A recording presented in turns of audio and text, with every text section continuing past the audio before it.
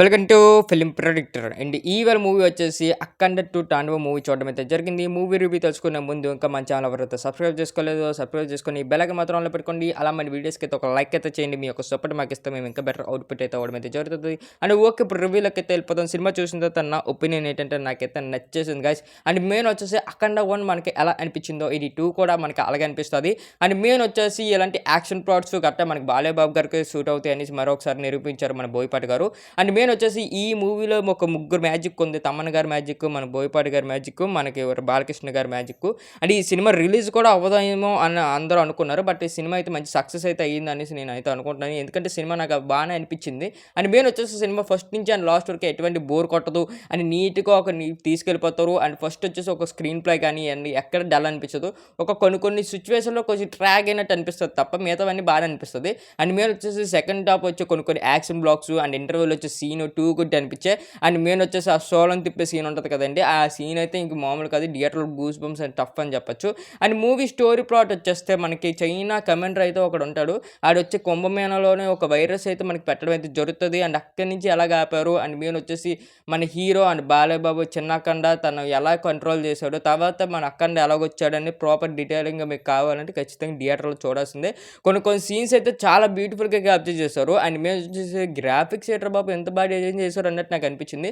And మేము వచ్చేసి కొన్ని సిచ్యువేషన్ కూడా బాగా హ్యాండిల్ చేశారు. వెనకాతలో వచ్చిన బీజియం కానీ, ఆ ఫైట్స్ కానీ, ఆ విఎఫ్ఎక్స్ సెటప్ కానీ చాలా బాగుంది. విలన్ క్యారెక్టర్ కూడా నీట్గా ఎస్టాబ్లిష్ చేసుకున్నారు థియేటర్ మీద. అండ్ మేము వచ్చేసి బాలయ్యబాబు గారు వచ్చిన ఎలివేషన్ సీన్స్ ఇంక ఏ మూవీలో రావు, అంత బాగుంటాయి. అఖండ 1లోనే అసలు జస్ట్ శాంపుల్ అని చెప్పొచ్చు. 2లో అయితే మొత్తం ప్రాపర్గా మనకి ఎడ్యుకేషన్ చేసి ఆ విఎఫ్ఎక్స్ కానీ, ఆ ఎడిటింగ్స్ కానీ, ఆ బాలయ్యబాబు గారి డైలాగ్స్ కానీ అండ్ మెయిన్ మాస్ డైలాగ్స్ వస్తాయి. అండ్ ఖచ్చితంగా విజువల్ చేస్తారు. అండ్ అంత బాగుంటుంది కొన్ని డైలాగ్స్ అయితే. అండ్ మెయిన్ వచ్చేసి అండ్ యాక్షన్ బ్లాక్స్ అయితే ఎటువంటి డోకా లేదు. అండ్ మెయిన్ వచ్చేసి ఆ సాంగ్స్ పెద్దగా ఏం లేవు అండ్ ఫస్ట్ దాంతో పోల్చుకుంటే. బట్ ఉన్నంత దాంట్లో సినిమా ఎక్కడ పెట్టాలో అక్కడ పెట్టి సాంగ్స్ వదిలేశారు. అండ్ మెయిన్ వచ్చేసి అండ్ ఫస్ట్ హాఫ్ అనేది మనకు కొద్ది స్లోగా నరేషన్ స్టార్ట్ అవ్వడం అయితే జరుగుతుంది. ఎందుకంటే కొద్దిగా ఆ ఉన్న ఫ్లాష్ బ్యాక్, ఆ ఫ్యామిలీ మనకి ఫస్ట్ నుంచి ఎక్కడ ఎండ్ అయిందో మళ్ళీ అక్కడి నుంచి మనకి తేవడం అండ్ ఆ రెండింటిని కలపడం, ఇది కొద్దిగా మనకి కొద్ది స్లో ప్లేస్లో తీసుకెళ్తారు. ఎప్పుడైతే ఆ ఇంటర్వెల్ బ్లాక్ వస్తుందో మనకి టూ గుడ్ అనిపిస్తుంది. ఎందుకంటే అక్కడికి వచ్చే యాక్షన్ సీక్వెన్సెస్, అక్కడికి వచ్చే బీజము మనకంతా నచ్చుతుంది. అండ్ ఆ క్లైమాక్స్ వరకు అదే మెయింటైన్ చేస్తారు, ఎక్కడ తగ్గేదిలే అన్నట్టు. అండ్ మెయిన్ వచ్చేసి బాలయ్యబాబు గారు కొన్ని సందర్భంలో సూపర్ హీరోరా అన్నట్టు మనకు అనిపిస్తుంది. ఎందుకంటే తెలుసు కదా, బోయపాటి గారి సినిమాలో ఓన్లీ మ్యాజిక్లే లాజిక్లు ఉండవు. అండ్ ఖచ్చితంగా అఖండాలు అయితే దాంట్లో అయితే ఇంకా ఎక్కువ ఉంటాయి. అండ్ ఇందులో మన బాలకృష్ణ గారు దేవుడు కాబట్టి ఖచ్చితంగా బాలకృష్ణ గారికి సూట్ అవుతాయి ఇలాంటి సినిమాస్.